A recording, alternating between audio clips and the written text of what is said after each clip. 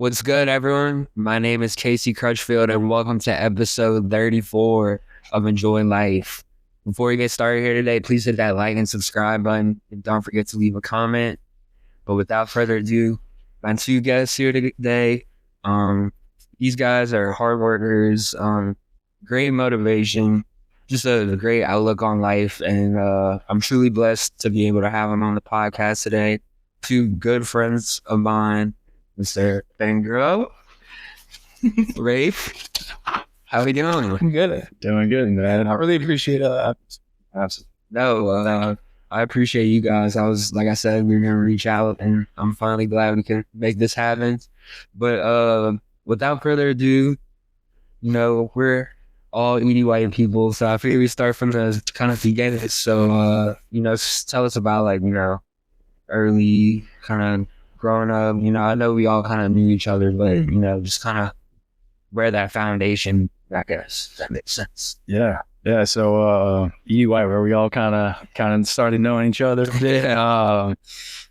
Shoot, nothing but good memories over there. I was honestly really shy 8th and 9th grade year. I'll be honest. I didn't have too many friends. I had just a good little handful of them. Good little click. Yeah. I think that's all I needed at the time. That's all you need. That's all you need, honestly. Yeah, I learned that at a young age, and just being able to be surrounded by nothing but good people has definitely rounded my character today into who I am. I can't be more thankful for EDY to have offered me that opportunity to meet everybody as well, because I made a lot more friends along the way.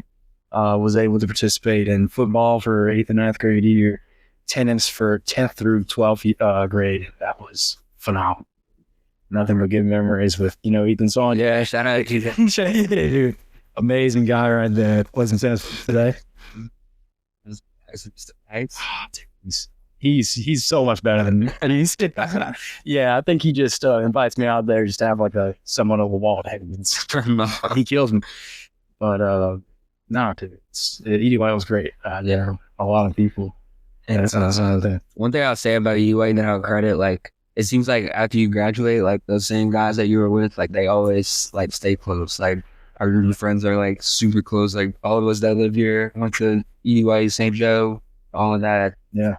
And then Rafe, I know he said that he was shy. I know you were. I know your sister was quiet, but I know you. That's not guy. No, definitely not at EDY. For a little while, I'm not gonna lie. So I actually grew up at home. Okay. Went to St. Francis and was gonna go to Vanderbilt. My dad was a coaching teacher at Vanderbilt at the time. He wanted me to kind of get away from his name. Sent me to EDY. So I didn't have any friends my 8th, 9th grade year, and then I met my group. Yeah. Who were rowdy. No way to put it. I mean, for real, and crazy. Great people, all good people, all successful. And yeah, no, EDY was awesome for me. I'm extremely biased toward EDY. Like I said, I coached and taught for a little while, and had the opportunity to coach at EDY. And extremely biased is the best school in the area, no doubt. Yeah. Met some really good people there. Played basketball, baseball. Did track my senior year there at EDY. And yeah, no, I've been those same people are still my best friends in the area. So I think we could all agree with that. And shout out to EDY because they really are the best around here. But kind of transitioning to college, didn't you play basketball for a little while? I did. I played basketball at Nichols with actually the head coach at Tavon. Yeah, shout out to Tavon. We won a conference championship all over there under Richard Riley. Met some really, really good people through that program.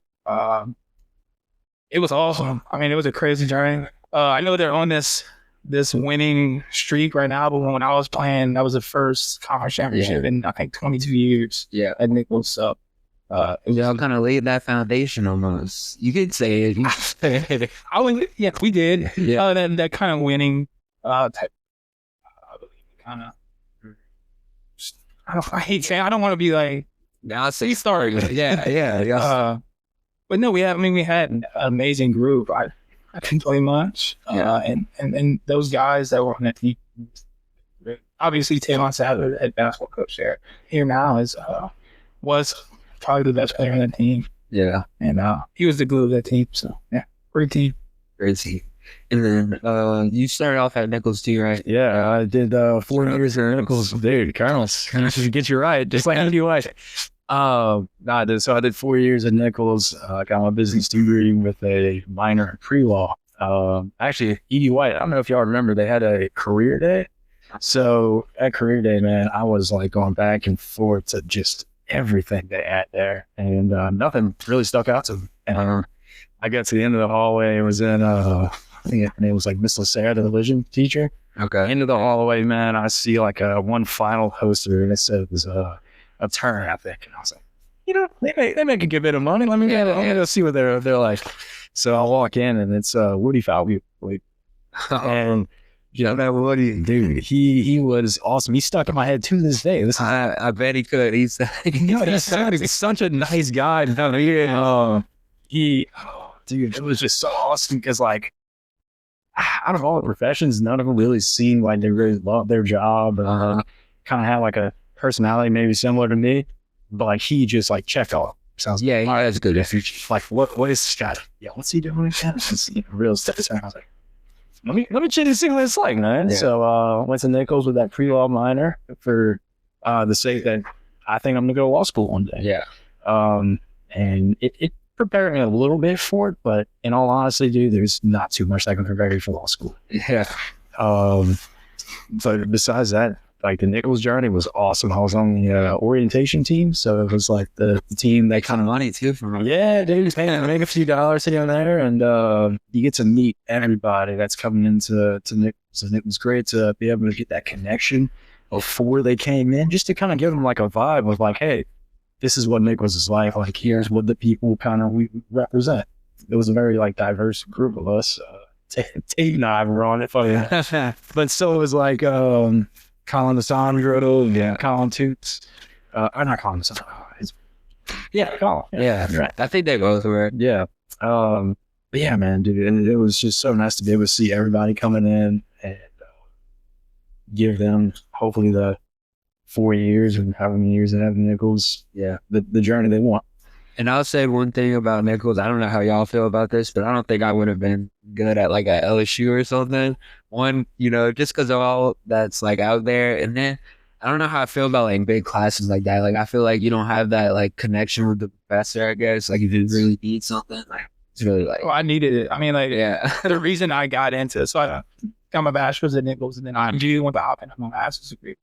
But it was all closed. And the reason I got into grad school is because of the professor I had a relationship with previously. I was like, hey, can you help me out? Maybe like slip me in one of these grad classes so I can finish my grad school exam like quicker. And he got me in. Like without those connections, I just love that family oriented. Yeah, it really is, fam. It is. Yeah, it really is.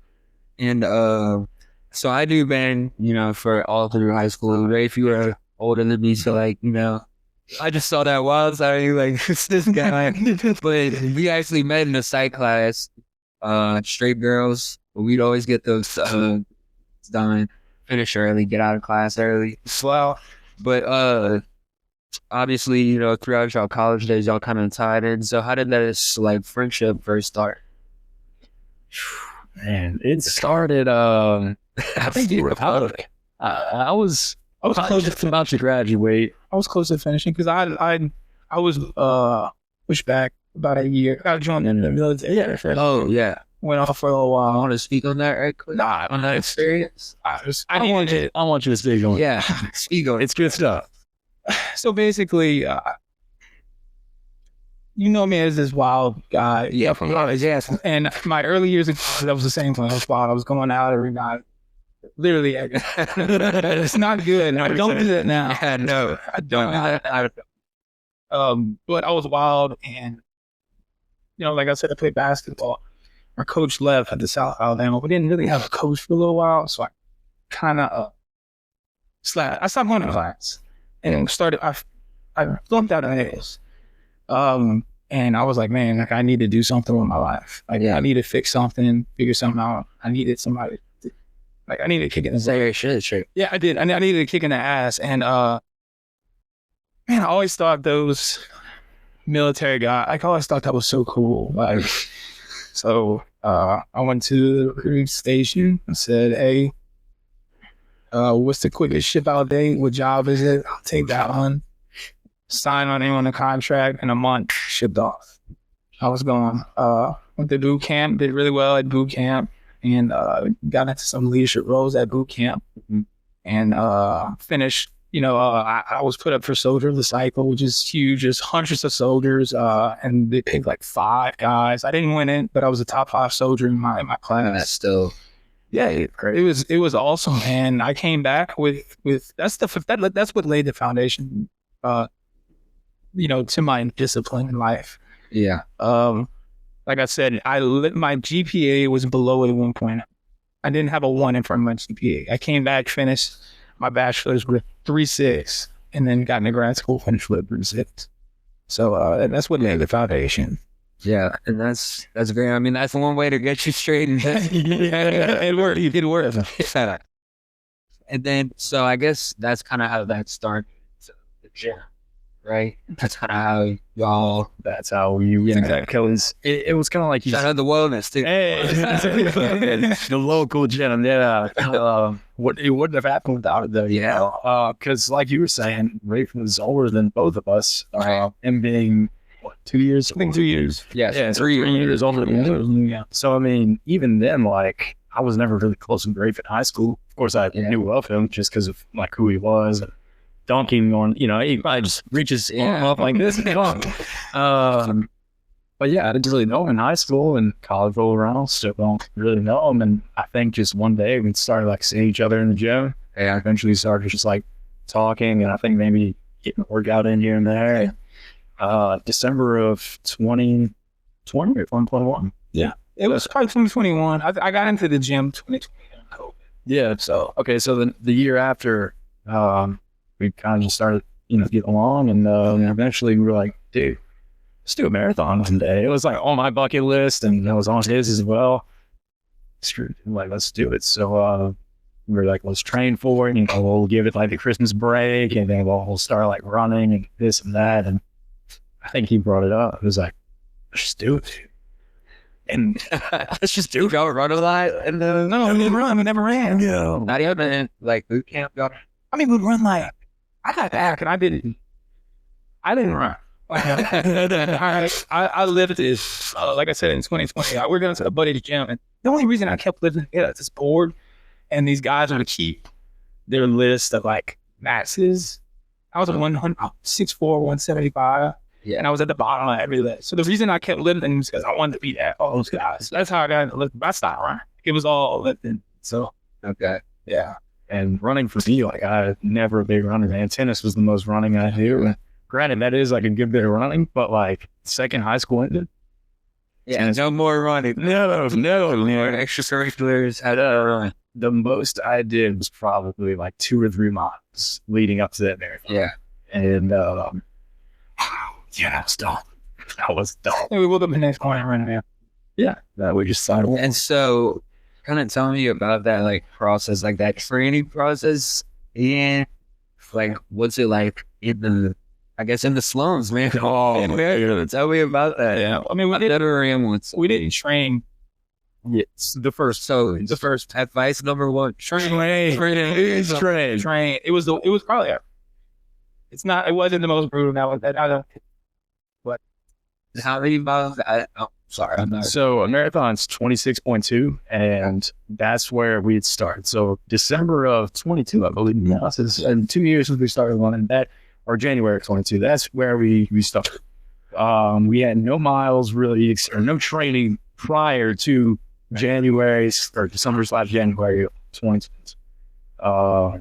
So we did that marathon, and I kid you not, dude, we were on Canal. We did 26 miles into it. So we started at the wellness center, like 5, 6 o'clock in the morning? Yeah. So it wasn't organized. Yeah. It was just him and I.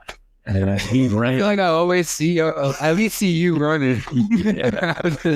But, yeah, so it wasn't organized. No, not organized, just him and I. We had our trucks as aid stations. So we had like food and Yeah, thanks for Tylenol. yeah. No, we didn't even have Tylenol because we did like some loops. We got to maybe 13 miles and we were done.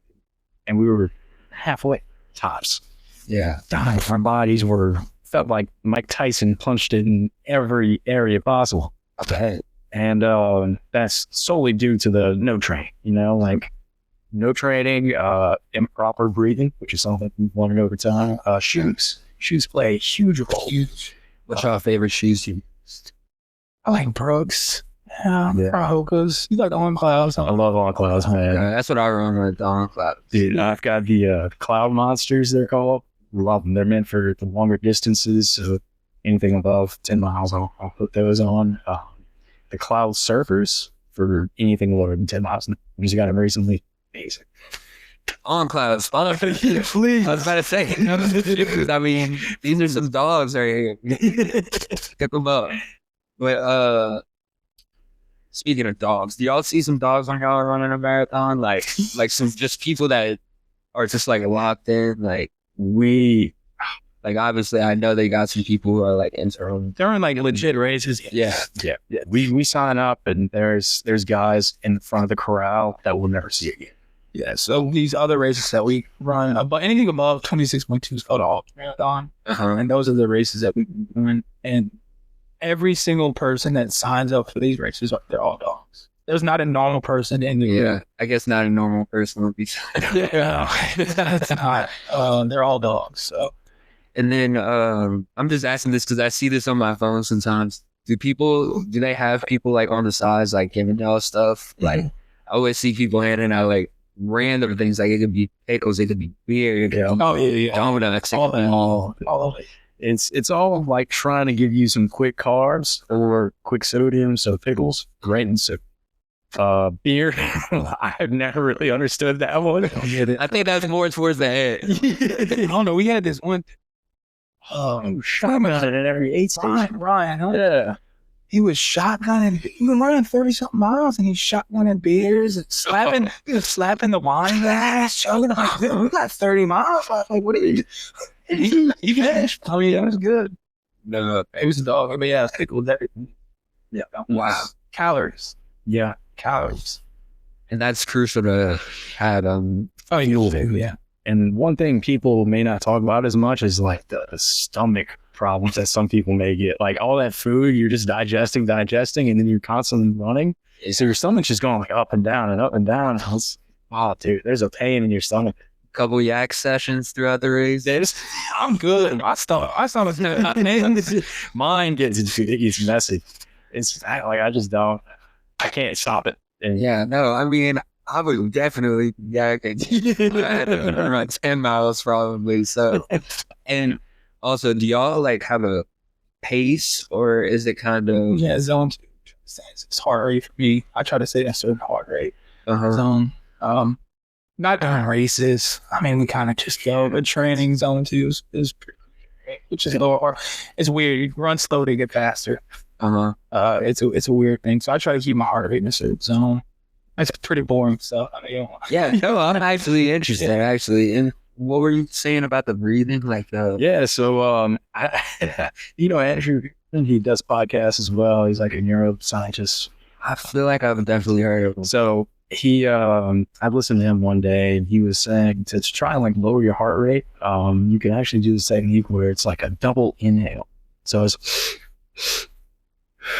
and then slow on the way out. So that double inhale almost mimics whenever you're crying. And this is not where I'd expected it to go, but it mimics whenever you're crying. And whenever you're crying, if you notice that, you feel like this sense of relief and a sense of like calmness. So doing that is almost you signal to your body like, hey, let's calm down. Let's just relax. That, and then as well as just taking like deep breaths. If you don't need to like maybe lower your heart rate right now, just taking deep breaths in through the nose, of course, out through the mouth. Yeah. Always helps, dude. It just helps get oxygen all over your body, because the last thing you want is to be, like huffing and puffing, because then your heart rate's probably going to spike. And, your heart rate's at 180. You're not going to be racing for too much longer. It's the worst part. I like heart rate. And it's up. It's terrible. I was about to ask y'all, like, what's the best part and what's the worst part? Best. That's the best. Finished? I tell you what, dude, lining up for me is always my favorite. For anything below 10 miles. So like a 10K is 6.2 miles. Lining up for those races, I love it. The adrenaline's rushing. You're starting off to like that's when the stomach's really like kind of. So for me, that's when my stomach's calm. It's all the longer distances that my stomach gets like terrible. Yeah. And I think I attribute it to the food and just constantly moving. I mean, you're sometimes out there for 8+ hours. Yeah. And that's also tough to think about. Like We ran for 15 hours one time. we're gonna get to that. I mean, I'm thinking about that. And what's your best about? It gotta be finishing for me, man. When I cross that finish line, I mean, I think I'll hug you after. Yeah, they're all a little bro on that in the race. It's so fulfilling. It's crossing that finish line. Because the most brutal part for me is the training. The race sucks. It's really hard, especially when you're going these long distances. It's tough. But the worst part for me is just training, man. Training sets you up for I mean, by the time you do all that heavy training, I bet you're ready to come to it. It's just like, It's still, yeah, no, really hard. You know, yeah, no, it's the gift is yeah. And then, so kind of tell me what's like y'all connection to life, like with running, like what y'all do, not the average person's doing. I know y'all don't want to say it, and I love how you got so humble. I respect that a lot. But like I said, you guys are doing the most, and I just want to know, like, how does that connect to your life? Like your outlook on life? Like, yes, dude. It has honestly changed it a lot. Along with running my faith, Catholic, and dude, every time I'm going the distance, every time I'm in the hurt locker, I'm always praying. You can ask them. I go like quiet, and I've just got a Hail Mary going in my head constantly. And through that, though, I'd say my faith life has definitely deepened, which has given me a better perspective on life. It's helped me respect more people. It's helped me to really appreciate the things that I've been given already, man. Like, I've got so many great things, great family, great friends right here, man. Great friends outside of this too. And I mean, there's so much to be thankful for. And I think some people take for granted what they have, and running along with deepening my faith has definitely given me that new outlook on life, to be appreciative for even the bad things, or quote unquote bad things that happen in life. You know, I think the bad things are truly meant to propel us into the future, to where we need to be. yeah, and those bad moments just set up the better moments to feel just like 10 times better. Exactly. Yeah. And then, what would you say? Like, how would you connect that to your outlook? Yeah, no, I genuinely think it builds character. Doing these extremely hard things that we're doing makes everything in life seem so much easier. Seems like a cakewalk.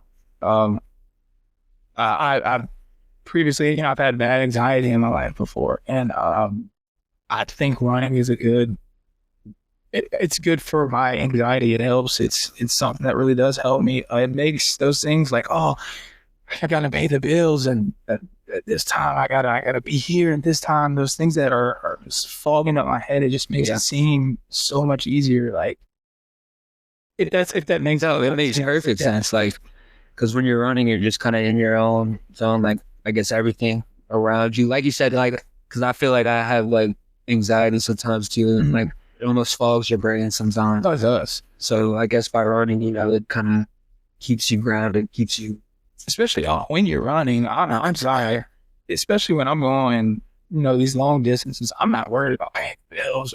You know, like you're not worried about anything else but running, and how much your knees hurt, or how much your feet hurt, or how many toenails you've lost. Like you're not thinking about those other things that are usually, you know, fogging up your mind. And then, you know, when you get back and to the normalcy of life after the race, you just remind yourself of the hard stuff that I do anyway, of the hard stuff that you've done in life, and it just makes those things seem a lot easier. Yeah, and I think that's a great answer, because I can kind of see how, you know, doing challenging things like that just makes everything else seem so And then, so moving on, kind of tell us about this ultra marathon. We can get into that. What was that experience? How do we get into it? We after the first marathon that we were talking about earlier, I think we both decided we were never running again. I said no. But at least in my head, I was like, no. And a few weeks go by, it was like a bug like bites me. It's like it's time to start running again. I was like, oh no. So him and I kind of started running, and we're like running for fun now. You know, we're running every day or just about every day. Just a few miles, nothing too crazy. Over time, like I think a good few friends you may know, Dylan Talbot and Niles Catrone, reached out to us. We did like a half marathon, so 13.1 miles along the LSU lakes. Okay. And after that, I think him and I were just like, let's get back into this thing. And we looked for an ultra marathon, which was 30, yeah. New Orleans, 31.2 miles, and that was something, dude. That was our first time of a marathon of 26.2. So our first organized race ever was all marathon. Yeah, it was. I think we're both kind of going through a hard moment in life too, and I think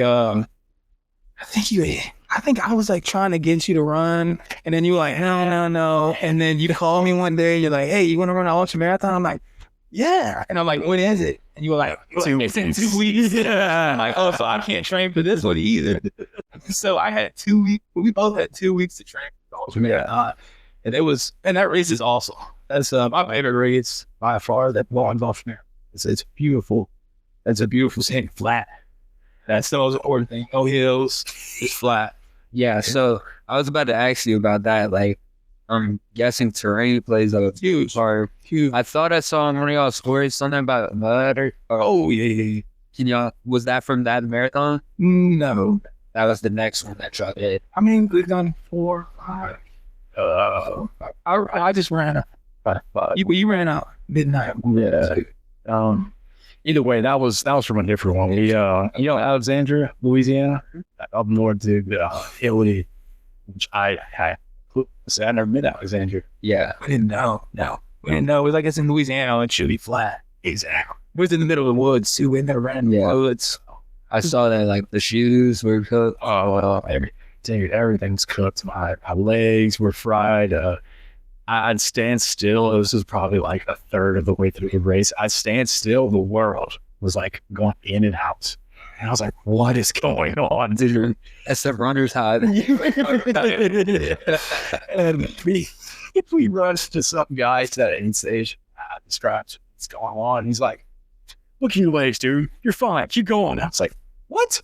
This doesn't help at all. That was our first 50 mile attempt. Attempt. I say attempt. It's an important word in there. So like I said, we didn't train for those hills. We get out there, not ready for these hills. And we were like 20 minutes, less than that, 15 miles in, beat up, barely moving.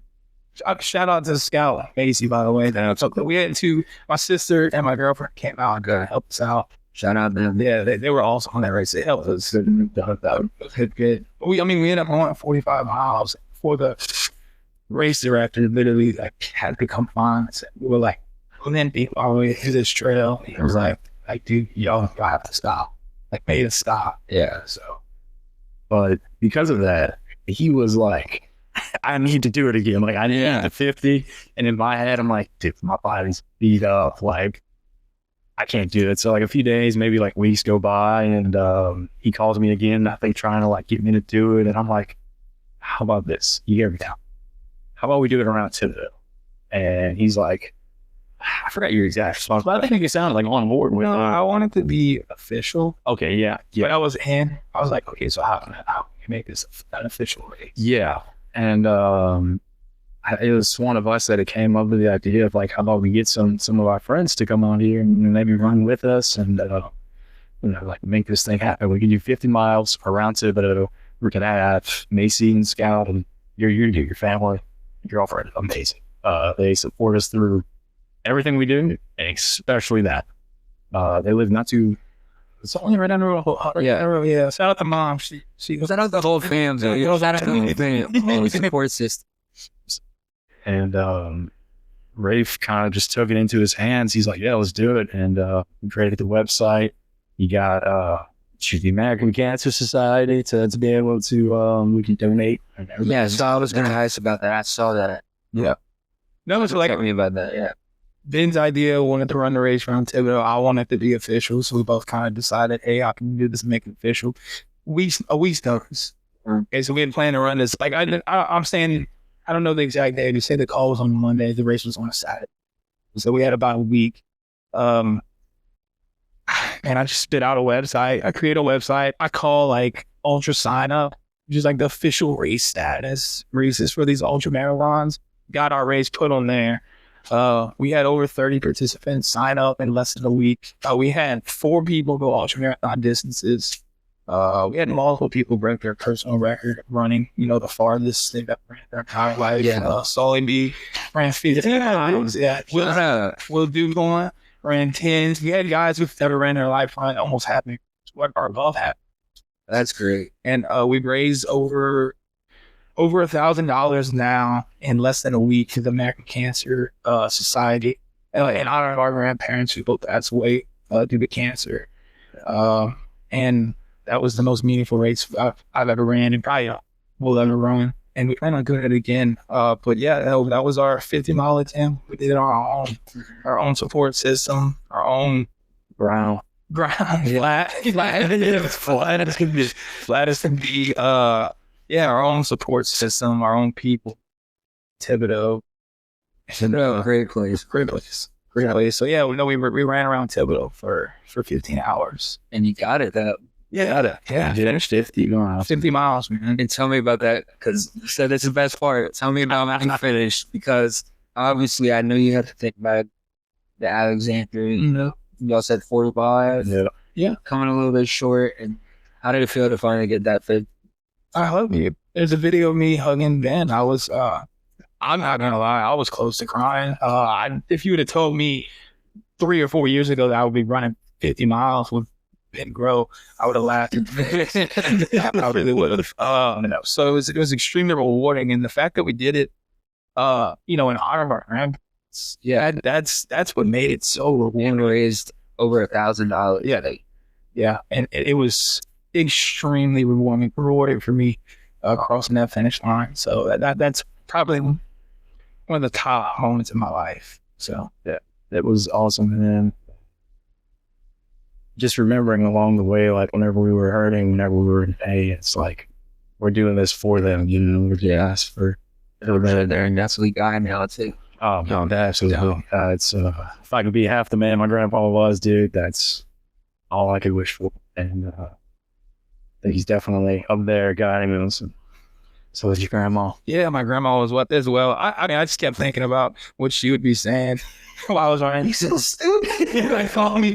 She was around when we ran our first ultra. She was like, "Yo, it's so stupid."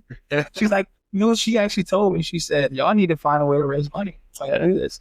And we did it. So there you go. My mom, gotcha. Yeah. And I kind of wanted to say this when you were talking about the startup of the one y'all did at Thibodeau. I think this is a testament to what you said about how running makes everything else so much easier. I don't think the average person is going to go the distance to make a website, set up all of this, and do all of those things in not even a week's notice, because that's what y'all want. Y'all go after what y'all want. Yeah. And I think that's great. So, kind of transitioning, tell me about this gym art, man. Bodybuilding art, I guess we should say. So that's also very tough. I guess. Obviously, y'all know my dad. No, yeah. He wasn't a bodybuilder or anything, but he loves watching. He used to really be into all the shows and all the things that they still looks like it. Don't tell him that. I can't be watched. But yeah, kind of tell me about that. So for me at least, it started back in high school. Thomas McGooey. Moves. Genetic freak. That's all you know are genetics. Yeah. But dude, he was like jacked. Yeah, exactly. Him and like Wes and Michael. I was like, I'm gonna be bigger than y'all one day. So that's talking to Moose specifically. And I started working out like 9th grade. I had no clue what the heck I was doing, man. Dad took me to the Anytime Fitness Fantastic by the Chase Bank at the Walmart. Yeah. We started going there, man, and that's where it began. That's where it began. Yeah. And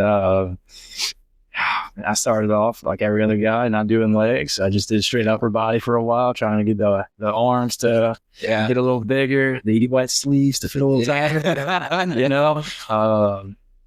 But then after, you know, a few years, I'd say like senior year of high school, I kind of figured out what a diet was, because at some point, dude, I actually had I'm looking back now, I had like an eating problem, I think, because I was like bad on like just eating protein. If it wasn't protein bars or like protein shakes, I wouldn't eat it. And I was skinny as heck, and I was wondering, why am I not like gaining muscle, man? And I'm to find out, hey, let's add some calories to your diet. And over time, I found out about the diet, found out about actually how to build muscle, what to work out, when to work out, how to work out. And in July of 2021, I did my first bodybuilding show. And that was right around the time of like, my grandpa was like going through all the chemotherapy and all this stuff. And, I was like, dude, I gotta like show up. I gotta get this first place, man. Like I gotta do it. And first show, nobody showed up to my competition. Like in my bracket, like nobody showed up. So Hey, I got the dough. Yeah. So I was like, hey, look at this, grandpa. I got the first place. Give yourself some credit, man. You would have won regardless. You know, I don't know. Yeah. so I think I feel like you're cutting yourself short. You know? But I know it's a hard process, like the day before. So like my dad tells me like all you eat is like ice cubes. I get that over there. Yeah. So that's part of the diet aspect. The whole thing is to maintain as much muscle as possible for 16 weeks. So like you want to typically diet, say your body fat's around like 15% year round, which I'd say I'm probably like 15% roughly. You want to diet for like 4, maybe like 5 months tops. You want to take it nice and slow, nice and gradual. Go down on your carbs and your fats over time. Drop your protein high, because protein is what's going to build the muscles. And then as you're getting like a month out, I mean, your calories are roughly 2,000 or lower, which like for me, that's like, it sucked, but it was doable. But then 2 weeks out, you're eating like 1,500 calories. And for me, like that may be easy for some people, but for me, who's used to eating like a good bit, because I run and I work out, it sucked, man. Like your mental fog at an all-time high, sleep's at an all-time low. Yeah. You just feel lacking. He's gonna talk about it after. Oh yeah, too. yeah. But from like aspect, man, learning about all of that and getting down to the peak week, they call it. So say you're all depleted, you did your week or 2 of no carbs at all, or very little. That's carbs. insane. I love bread. Oh, dude. Bread, rice, bagels, pizza, beignet pizza. I am a pizza guy too. Dude, big pizza guy. But yeah, dude, cutting all that out for a few weeks, few months, and then fully cutting out any kind of carb for at least a week or 2. And then getting down to your peak week, you want to start like upping your carbs a little bit. And then that way you refilling your glycogen, your muscles, you're allowing for water to get back in there, but you're also not drinking too much water. That's another thing. You are dehydrating the heck out of yourself. So like the veins are popping and you look just dry. Like no water in your skin, but you've got some carbs in there to really fill out the muscles. And dude, you get tanned up, you get on stage. I was about to ask, how's that spring? You know the sock. It was nice sock. I never really understood that. So it's bad. It's not fun. There's a bunch of negatives. It really is. Dude. It's not a sight you want to see, but it's a sight you have to see. Yeah. The main reason for it is because like the darker you are, the darker budget you are, the better you're gonna look under the lights. That's another thing. They got like A1 lighting. Correct. Yeah. That's another thing. So the lighting is huge because if you look at like fitness influencers nowadays, sure they look ripped in the photos. I'm not saying they're not ripped. But that does help a lot. The lighting helps a lot, man. Yeah. No, like I said, not bashing the body. They put in the work. The lighting definitely makes a difference. Yeah. And same with going on stage. That's why they do it. They put the lighting so you look even better. Yeah. They do the tan so you look even better. Okay. And like you said, the ice cubes, I actually didn't find out about that till like my last show that him and I did together. I was like, that's so smart, man. Why didn't I think of that? Because it's just something to eat that takes you a little while to chew. And I'm sure after 3 ice cubes, you're like kind of mad that you're eating ice cubes and you just don't want to eat it. Yeah. And that's the biggest thing is not eating. That's gotta be tough. And then, so Rafe, because it didn't seem like it was a little, Yeah, man, that's his alley. So, I mean, we, like I said, we ran that first 50, didn't finish. And I was like, Ben, I got to run 50 miles. And we said we were going to run 50. We have to run 50. So we did that, the Thibodeau one, the body crash time. That's what we called it. But I gave him an incentive. I said, if you run 50 miles with me, I'll compete in a men's physique show with you. So that was that really like the seal. That was it. That's what made us start like thinking of doing it again, or at least made me start thinking of doing it again. Yeah, because he like it's just not you ever finished the main reason though is like I wanted to see him push his buffet like that because he's pushing it running. Let's see him push it in a different aspect and something that I have a little bit of knowledge in, something that I may be able to help him in. And if I can just help one person, if it's a great friend of mine, yeah, even better. You're my coach. Straight up. Like, I didn't know you were telling me what to eat, how much to eat, calories, all that throughout the whole process. By the way, extremely grueling, really hard. Like for months, it's hard. Yeah, I've been dieting for months, and I love eating.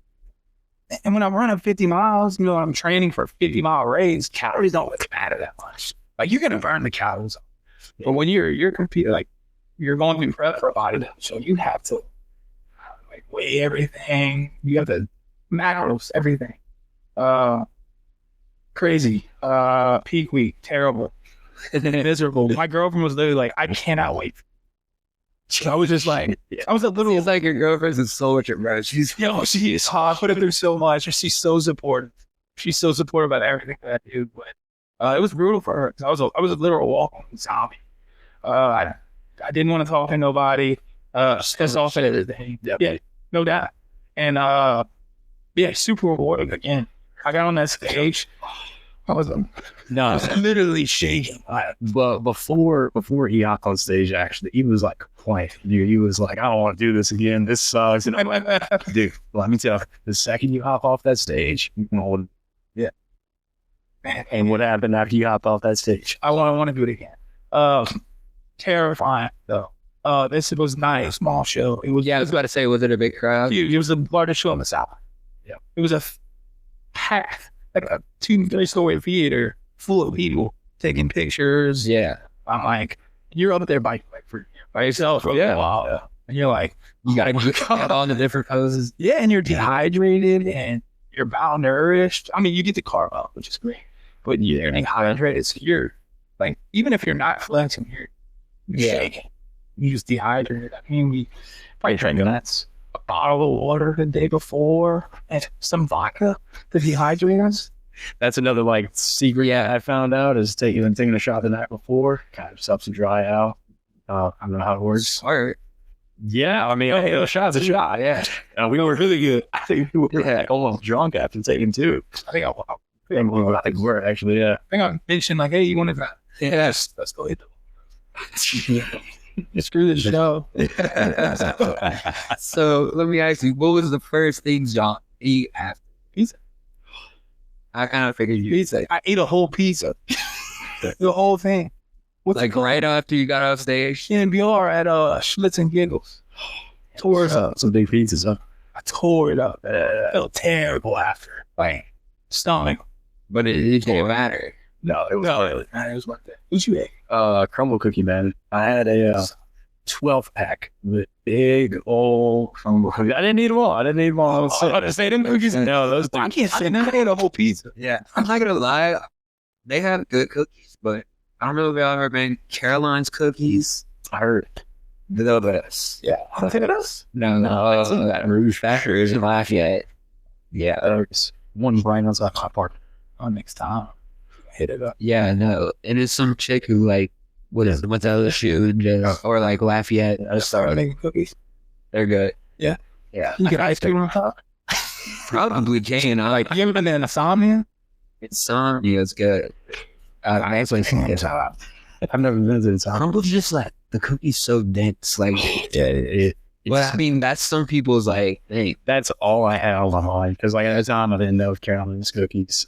I didn't think some, or if I did, You wanted crumbles. I wanted crumbles. Yeah, We got crumble there. because it was so bad. Dude, like my sisters were like obsessed with it. Whenever I was like competing and whenever I was getting down, So you're just watching.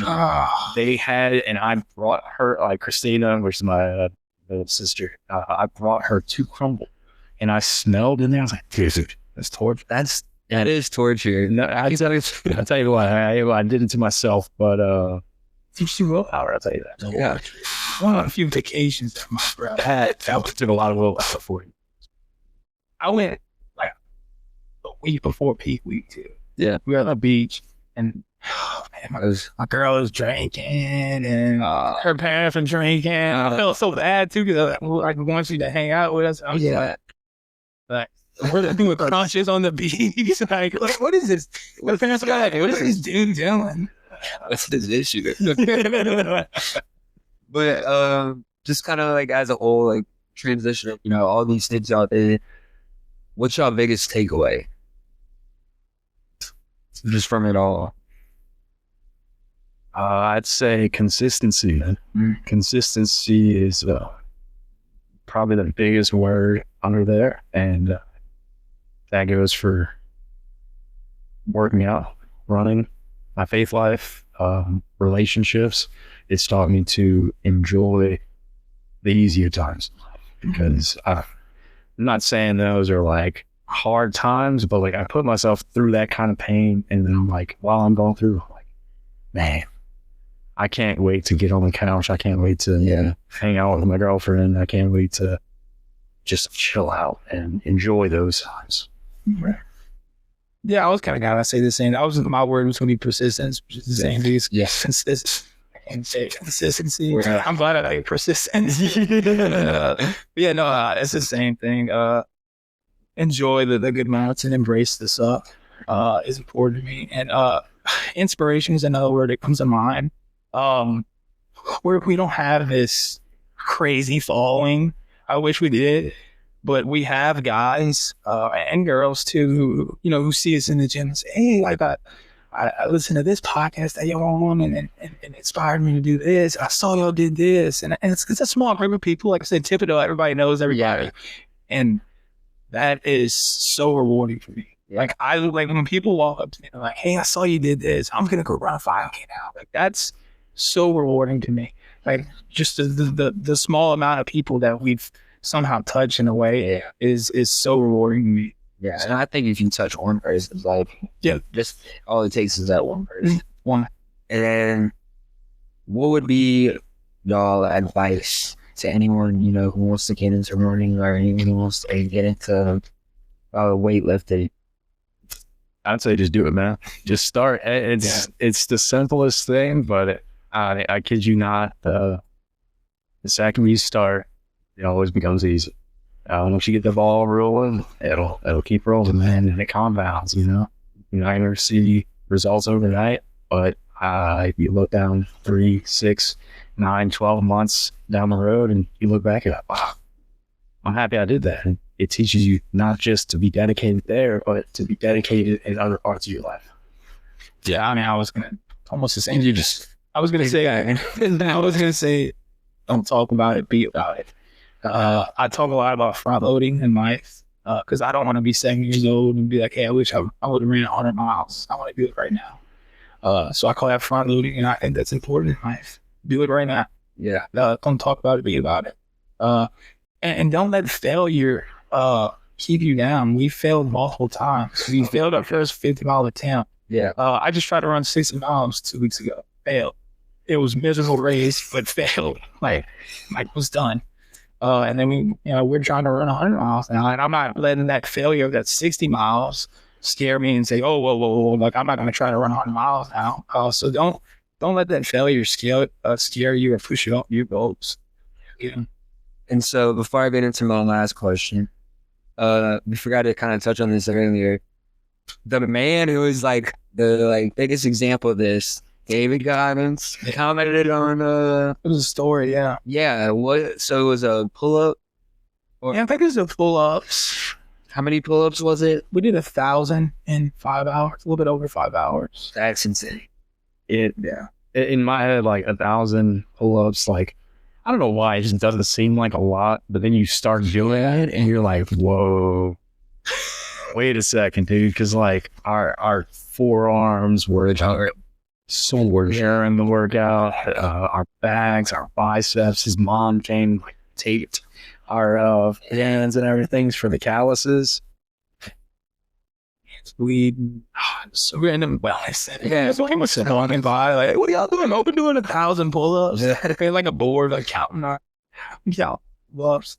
And how did that feel? Like just having to respond? Like, I mean, I know it's kind of like a little thing, but I mean, I think that's pretty cool. No, it's huge for me. I'm very huge. God has God. I think, look, some people might think like he's a little much, but I think that's just a lazy object. And I'll call a spade a spade. He is like probably the most disciplined person I could think of. And I'm not saying y'all are Goggins, but I think y'all have a good outlook and kind of shades with aligns with what he does. Yeah. And so I bet that was like a great feeling. It was awesome for me. I didn't know what ultramarathons were until I read both his books, and I've now read both his books 2 or 3 times, cover to cover, and I highlighted what I think is important. Obviously, listen to all his podcasts. Huge Goggins guy. So getting him to respond to that was pretty freaking cool for me. Just because I think like if I had the option to meet anybody in the world right now, and like it was put out on a plate for me to pick, it would be him. So like that was really, really cool for me. Yeah, super rewarding again. No, that's great. And then finally, I think we had a great pod today. I think we've talked about some great things overall. And just to kind of close out, this is my question every time. Why do you guys enjoy life? And Rafe, you can go first. That way, no one piggybacks. Yeah, he put me on the spot. Yeah. I'm just gonna ask this question. I've tried to think about it for 3 days straight. Literally, I've been calling, man. A lot of people tell me that. Like, I always have a deep thought on that one. So, take some time.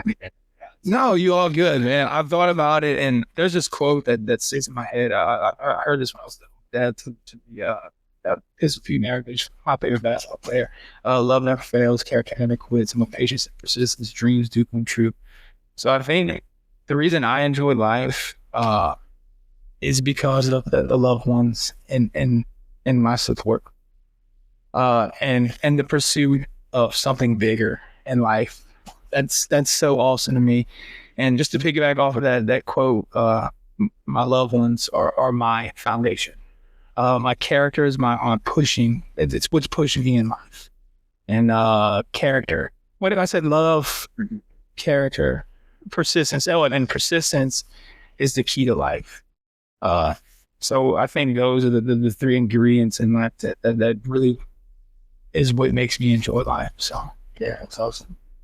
As for me, man, I'd say never know what life's gonna throw at you.